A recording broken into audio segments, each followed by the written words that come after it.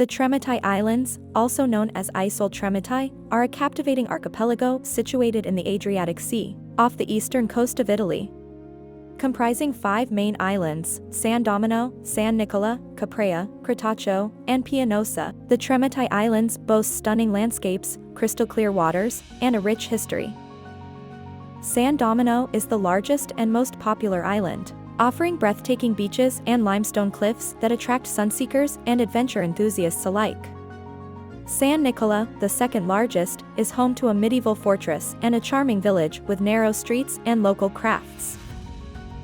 The Tremiti Islands are a haven for snorkelers and divers, boasting underwater caves, colorful marine life, and ancient shipwrecks.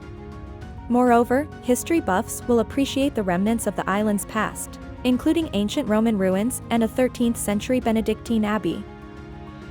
With their unspoiled beauty and tranquil ambience, the Tremiti Islands provide a serene escape from the bustling mainland, making them a hidden gem in the Adriatic Sea.